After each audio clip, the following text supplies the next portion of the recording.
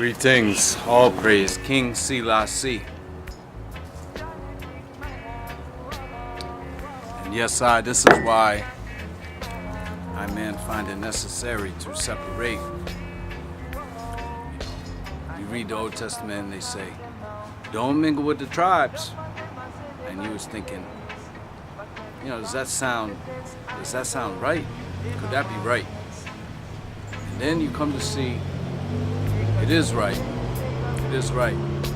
Because otherwise, you're stuck. You're stuck, man. And, we don't want to be stuck. So we're going to keep moving forward. This time, right now. Now, speaking about the word conspiracy, it's being thrown around frequently. And it's one of these words now. It doesn't really have a universal definition. You know what the dictionary says. All right, we're gonna look it up in a minute. But the point is that people don't necessarily interpret words based on their technical definition. When somebody hears a word that they've never heard before, a lot of times they make an attempt to interpret that word based in the context that it's been used. So, they can take all the words around it, right? Form a idea about what the message is and, make an assumption as to what piece is missing. Now, there are some words, this is the English language, that are interpreted contrary to the definition. And conspiracy is one of those. Subtle, but there. And this is because of the context that it's been used. So, the formal definition, according to the Oxford Dictionary, so this is the English language, is a secret plan by a group to do something unlawful or harmful. Now that's only the first definition. The second is the action of plotting or conspiring. Okay. Now if you look up the word plot, and I already did, it says something like,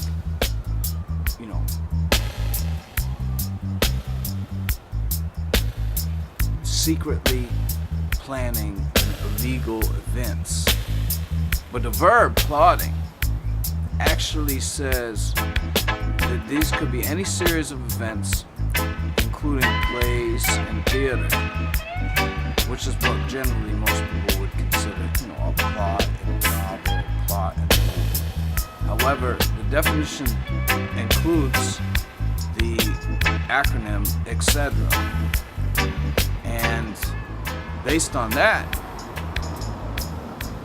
it's limitless as to the description of the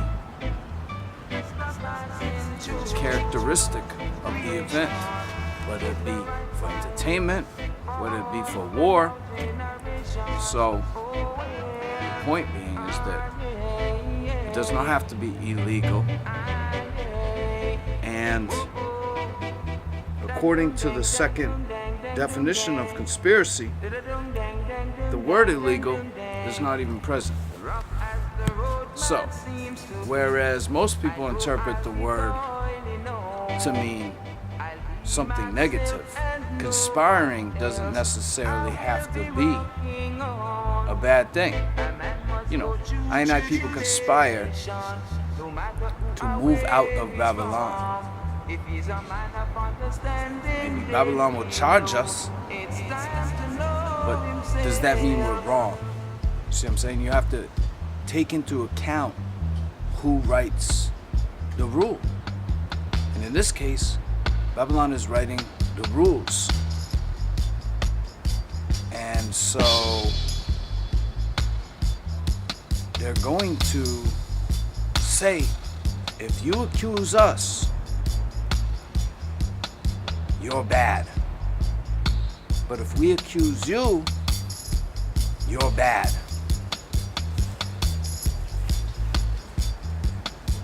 Yeah. Conspiracy has become the new crazy. That the Christ, having been accused by the Pharisees of casting out devils through the prince of devil, he is above, which can be interpreted as the Pharisees having faith that the prince of devils was able to empower people to perform miracles. And even the Christ having said that John the Baptist was accused of being besides himself, and the Christ having eaten with sinners. So this is not new. That the framing of people in a dark shade is a common practice. And that should not be,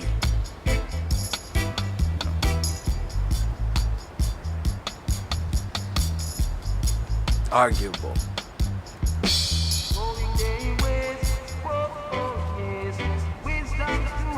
What's happened now is that people are being grouped together so that the prejudice occurs against someone without even hearing what it is that person has to say.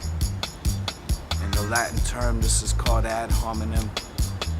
But, the man doesn't have to explain himself if the people aren't asking any questions. And so, if the man can